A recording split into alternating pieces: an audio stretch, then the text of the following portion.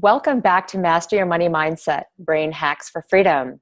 I'm Deborah Fryer. I'm a catalyst for change, and I'm a creative coach who works with spiritual entrepreneurs wanting to cultivate more freedom in their lives and businesses. And I'm super excited to welcome today's guest, Crystal Arnold. Crystal, it's great to have you join us. Thank you so much, Deborah. Crystal has a very interesting background, and she's different from all of our other speakers because she has a degree in economics. So I'm super excited to dive into money from the perspective of an economist. She's an economist, she's an author, and she's also a financial coach. She's the founder of Money Morphosis. Isn't that the coolest name? I love that, Money Morphosis, right? Because it contains metamorphosis, right? What transformation is happening. And also when we're talking about money, we're often in a meta conversation with it. And I know we're going to get into that, so I can't wait. Okay, so she's the founder of Money Morphosis and the creator of an online webinar series including Discover Your True Wealth and Find Your Money Voice. In 2016, she also launched a weekly radio show called Money Wise Women. She has a degree in economics, I already told you that, and she's also designed and facilitated workshops, community events, and discussion panels about money. And I'm really excited to get into the nitty-gritty and talk about money because it is such a taboo subject. A lot of the guests we've had, a lot of the experts that we've had in this series have been coaches or entrepreneurs or leaders, and they've been talking a little bit more both practical things that entrepreneurs can do to change their money mindset to build their business. And there's also been a lot of conversation about law of attraction and how do we change our vibration. And we're going to have a really unique angle about money today with an economist. And Crystal and I are going to get into right now, what is true wealth and how does a financial coach encourage people to live to their potential? Because it's really not money. We project everything onto money as though it is money. But let's just start right in with what is money? What is it? Right. Such a great question. It's like the fish that's swimming in water and never stops to, question what the water is. And so money is essentially an agreement, right? It's a representation of an agreement. And that's what gives it power, is our agreement of value. And so when we expand our in economics, they tell us money is a store of value, something that we can keep that will be savings and investment for the future. But it's also a medium of exchange. And so it's this gives us the ability to coordinate and connect with other humans. I put this on, you and I had a private exchange earlier today, and I was thinking about money, how originally money was of the earth, and it still is kind of the earth, right? The silver and the gold and the copper are elements from the earth, and the money is the trees. And so I'm wondering, what do we know historically about passing little bits of earth around in exchange for something? Right. It's so fascinating. There's a great book by a cultural anthropologist called Debt, the Last 5,000 Years. And I think it's very important for people to understand that basically all of the currency being exchanged today actually represents debt, because of the fractional reserve banking system and the way that money is issued as debt with interest charged. And so in the very foundation of how money is created, it is not neutral. It is actually designed in a way that creates scarcity, because there is never enough money in circulation to repay all of the debts plus interest.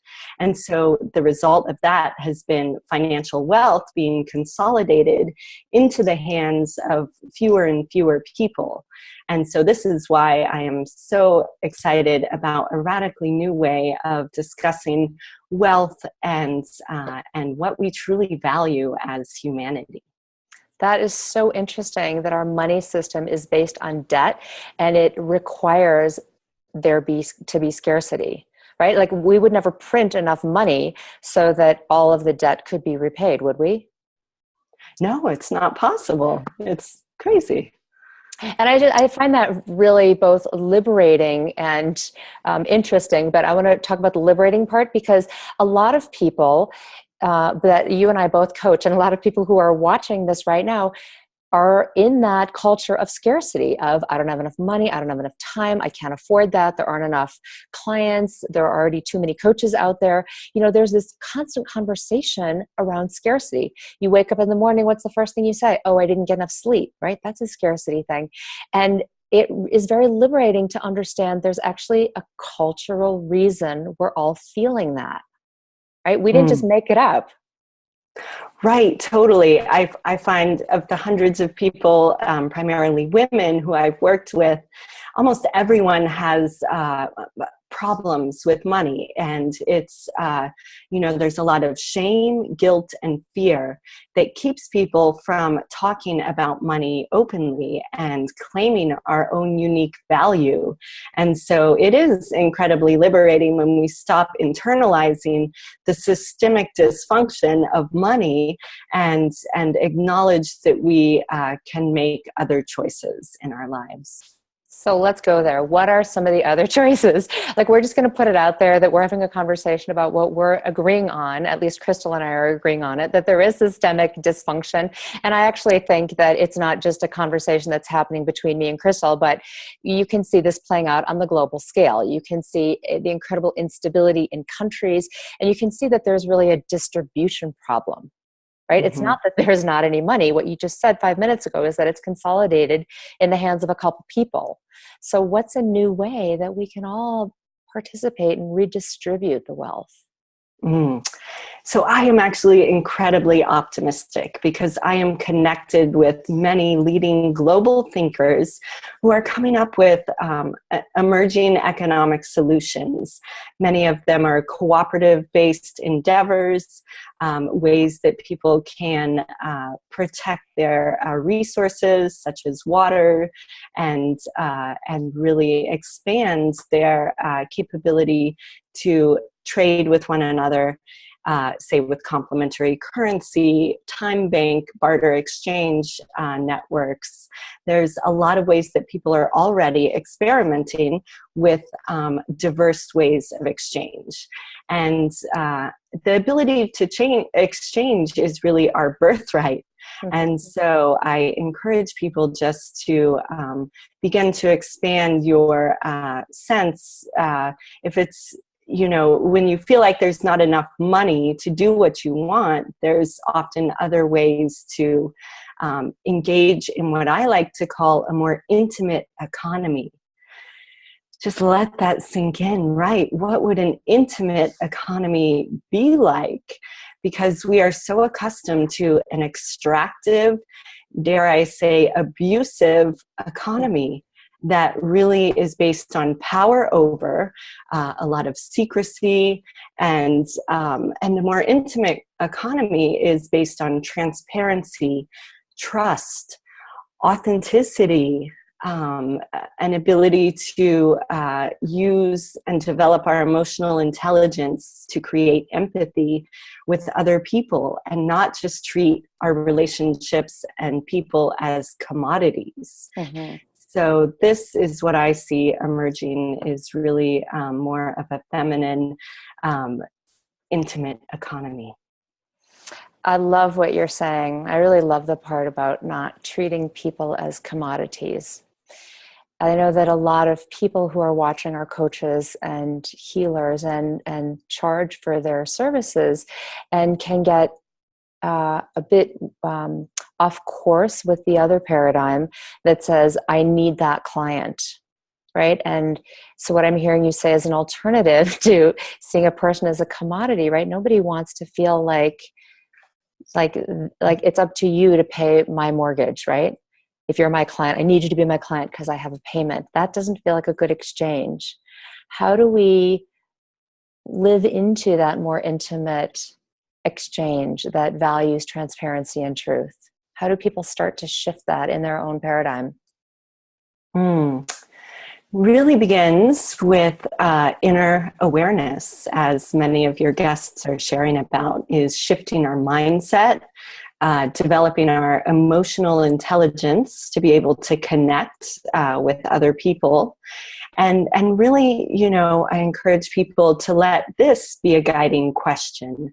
How can I engage in exchanges that create the most value for me and my client? So that's a great start for really being able to engage. It's not about setting aside the money paradigm. It's actually coming into greater intimacy in our relationship with money, despite the challenges that we've talked about in the design of the economic system, is really learning to create greater intimacy with ourselves, our own emotional ability to regulate our emotions and empathize with others, and really connect to create value. What I'm really hearing you say is, how can we create value rather than what are you going to give me? Right. That was the energy of what I just heard you say. So let's just extrapolate from this. What would the world look like if every single one of us changed our money story? How would that affect and impact and influence individuals and communities and the whole planet if we made this shift? What's the thinking among economists about what's possible? Well, really, that we have incredible potential in each individual's unique genius can actually be liberated through these new paradigm economics of exchange, of having shared ownership and a stake in the future together.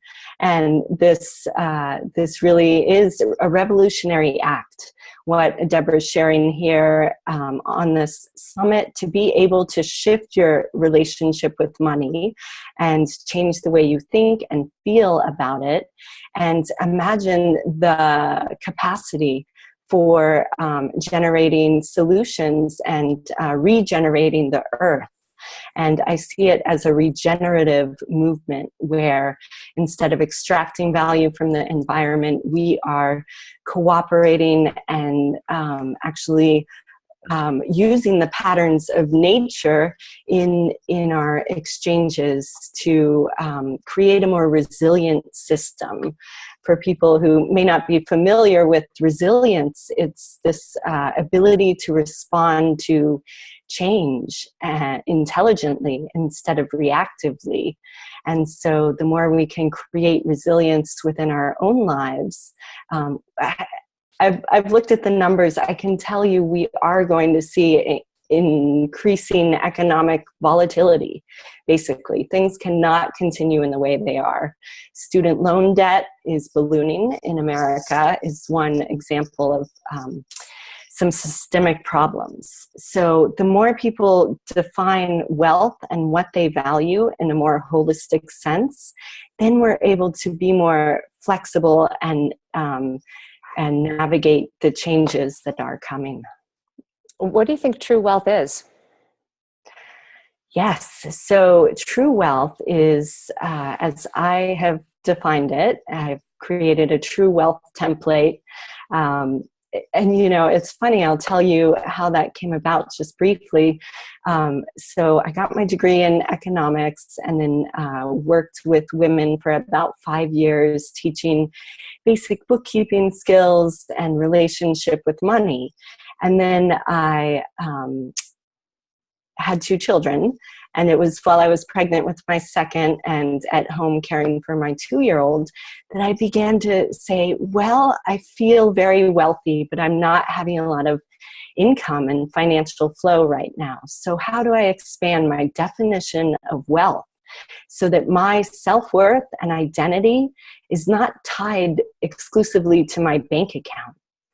And that is very empowering because so many people feel they're not enough. They've internalized that scarcity. And so, as a mom, a stay-at-home mom, I really developed this true wealth template. So it includes 4 aspects of wealth, which one is financial, and the other 3 is inner wealth, relational wealth, and environmental wealth. And what I've found as I've taken people through looking at their assets and liabilities in all of these categories is that the money piece becomes much less intimidating when we have a more holistic sense of our own value and wealth in this way. And so people are able to address their numbers and the practical financial piece with much less stress, because they also see the bigger picture of, I chose to invest my time at home with my children. Although it was unpaid work, it contributed great value to my own family and to the future financial legacy which I'm creating. That's beautiful. So many people really get off, really out of alignment with the truth of who they are when they think money will make me be this or the other thing, right? Because money comes and goes, it's flowing through us, and it's not mine anyway. That's my belief. And it can't make me be a great person, but it also can't make me be a terrible person. One of my mentors said, if you're an a-hole before money, you have a lot of money, you're going to be an a-hole with money, right? But money doesn't make you be that, right? You are your soul's essence, your essential self is who you are. And that's what I'm hearing you really were able to discover and lean into in your own being, and then create a template for the people that you work with that is very helpful to them, is to see that you are the value that you're contributing and all the ways that we're contributing. And, being a mom is a perfect example, because I mean, if were it not for mothers, none of us would be here, right? We can't even put a price on the contribution of mothers who birth the people. Right. And this is so revolutionary, right? Because our society is telling us, glamorizing and aggrandizing the value of financial wealth and these uber wealthy people. And we have reality TV shows about them, and there's this fixation. And if that is your goal, you are going to be dissatisfied. Mm-hmm. And so when we can create that inner knowing and satisfaction that the fluctuations in the stock market won't be so devastating if you have this bigger sense of your own value. Yeah. And we're not in control of the fluctuations in the stock market anyway. So it's a big energy leak because we can't control that. I mean, we could certainly vote with our dollars, and we could choose to support this business or that business, but we're still not going to make, my investment anyway, isn't going to make a change in the stock market. Maybe Warren Buffett's would, but mine won't. Right. So let's go back to resilience. And where I want to go with the conversation is the idea, and you touched on this a little bit when you talked about being at home with your 2-year-old, and you realized, well, I'm not contributing money, but I'm contributing all this other stuff that's so valuable for our family. And there is a kind of, that to me feels like it's a kind of resilience. It's a way of reframing that lets you feel that your contribution is valuable and you're honoring yourself. What is financial resilience? I mean, I'm just making up a story about what it is. What is financial resilience for you? Right. Yes, those are totally elements of it. This ability to adapt, to take what seems like challenging situations and find the gift in that, and allow ourselves to change and grow, and just really have that ability to self-reflect. Often I'll paint the picture of a woman who is financially resilient. She would be someone who's optimistic, who really is generous, has a sense of humor. A resilient woman would also have social support and quality relationships. And she would be willing to authentically ask for help, to leave her comfort zone and face her fears. And, resilient people are often purpose-driven and really able to respond instead of react to these challenging situations. And the ability to respond instead of react, that's kind of a theme I'm hearing with what we've been talking about. So how does reactivity play into the markets and the financial picture? Oh my gosh, it's a Seems like it's really fascinating. reactive right now, doesn't it? Right, it totally is, and it's fascinating because that look of the human collective psychology of fear and reactivity, and actually programmed into the computer systems that if the market starts to drop, there's these automatic cells that like contribute to the problem, and there's kind of a downward spiral just designed into it. So certainly reactivity moves us into the more lizard part of our brain that's in fight or flight, and just takes away our ability to use the frontal lobe and to connect with others. And so, you know, people often make really bad financial decisions because they aren't able to communicate clearly. They get triggered, whether they're talking to their partner or family or boss about money. People will often, kind of settle for less than they should, and just get nervous and not be able to reach a common ground with people. And so that's why I also love to teach communication skills and help people kind of get the practice to be able to have greater influence in their money conversations. How do you help people to feel more confident talking about money? I mean, I think about like asking for a raise, or sometimes you have a client who doesn't pay on time, or, how do you help people with these really hard conversations around money? What are your tools? Yeah. So a lot of it is kind of the mindfulness, which other guests have probably touched on, just things like getting grounded, aware with our breath, able to prepare for the conversation. So having the numbers or the financial reports when you're about to talk to your husband about whether you can afford the vacation, actually having the profit and loss statement for the last few months, and like having those practical pieces. Really using the power of our imagination. I have to tell you, this is one of our greatest untapped capacities, is our ability to imagine the outcome that we would like, and also imagine how the other person is feeling and what their biggest what's most important to them, what their bottom line might be. I encourage people to really know what is their bottom line, what is the lowest amount they are willing to settle for. Things like nonviolent communication techniques to really help the other person feel like you are on their team and you have their best interest in mind. And the more you practice that, you actually do have their best interest in mind. And that's really a big shift from the competitive, cutthroat way that we may think of traditional negotiations. It's really great that you're sharing this information, because I think for a lot of people, money is the number one source of stress. And I think in marriages, especially if you're not on the same page with your partner, it can be incredibly stressful. And our beliefs around money go so deep, right? They're like our earliest programming. So good for you for leading that conversation and helping people have the money conversations with more compassion. So for people who are feeling financial stress, what do you recommend? What steps can they take to really bring about lasting change and feel more calm and clarity in the moment that they're feeling the stress? Yes.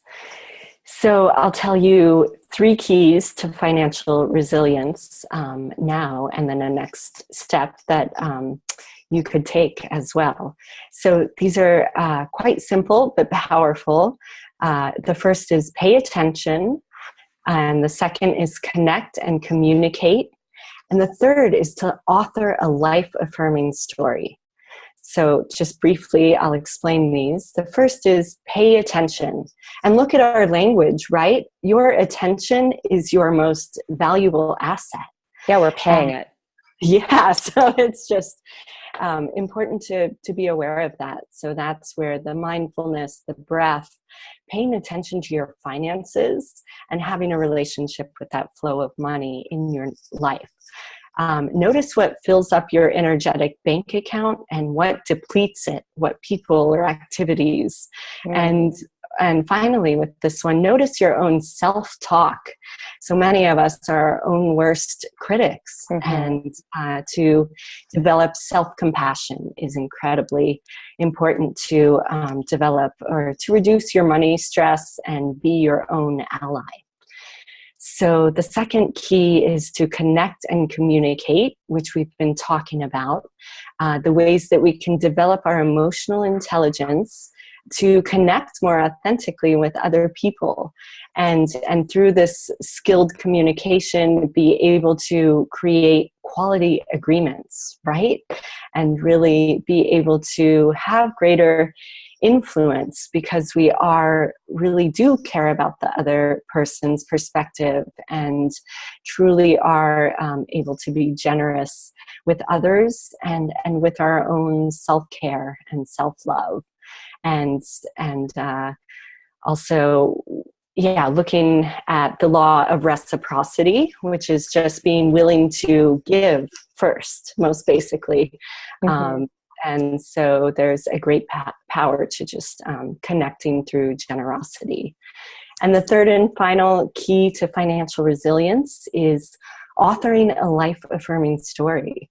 And this, as I said, is a revolutionary act to claim you are a storyteller and know the power of story. And so as people are more mindfully creating our own personal story of where we're going, what is most valuable, and really something that is life affirming, instead of something that's based on mainstream's ideas of what success is, which is often a certain financial number. And so those really are elements which people can integrate into their daily lives, and just finally having a fun, playful, childlike attitude with this. I know you really bring this forward too, is just that part of enjoyment and wonder and curiosity that my young children teach me every day. Those are really great. Finding these three keys to financial resilience. One is paying attention.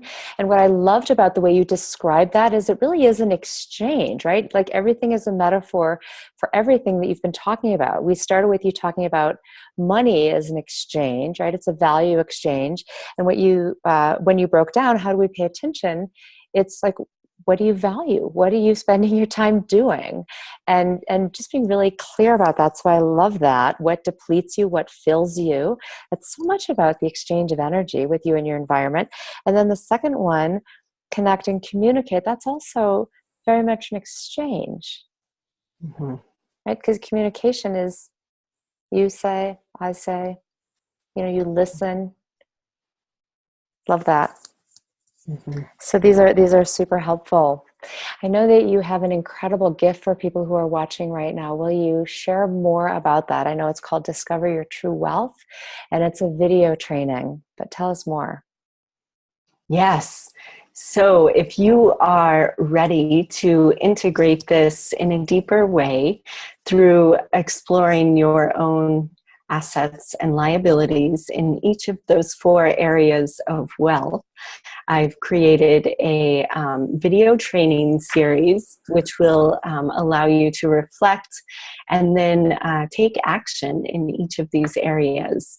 And it includes 4 practices to build true and lasting wealth, which includes practical things like how to raise your credit score in just 15 minutes. I'm very all about the practical numbers approach. I am very passionate about bringing the heart back into money. So for people who are wanting to have some inspiration around more quality money conversations that you can have with loved ones, there's suggestions for that. And there's also a 90-minute training that I will give you when you sign up for that. I brought on 4 other experts to have their insights on this. A high-level bank executive, there's an entrepreneur with a master's in sustainable business management, a skilled counselor, and a woman who trains executive coaches. So really top-level women who came together, and we'll give you the tools and next steps to really get a better sense of how wealthy you already are. That sounds great. Well, I can't wait to go get that myself. And for people who came late to the interview when Crystal mentioned there are practices that will help you look at the 4 different ways money is interacting in your life. She was talking about the financial, the inner wealth, the relational, and the environmental. So a very holistic way of looking at your money so that you can amplify it and discover how wealthy you are. You already are. I love it. Well, thank you so much for everything you've shared. You've just given us a ton of information here that's really valuable. And looking at money, like how do we become money managers and how do we have a different relationship with money that honors the exchange rather than what can I get, right? How much is for me? Like that's not the conversation that's going on globally anymore, at least among certain group of people. And if you're watching, you're in that group of you're wanting to make money because you're wanting to contribute to something bigger than you. And so it's really great to have you share this perspective, this economic perspective and environmental, sustainable perspective. So thank you so much for joining us. Yes, I want to say we are all authors of a more sacred economics, a more sacred marketplace where we can connect intimately with other people to create value. And so I really encourage people to have the courage and creativity to engage in new ways and really take action on being willing to discover and express your innate genius, because we truly do need each one of you to create the more beautiful world that our hearts know is possible. That's the kind of world I want to live in. Yes, thank you for weaving these stories together in this summit and all the amazing transformation that happens when we bring our minds and hearts together in our capacity as storytellers. Thank you so much. Blessings to you. Thank you.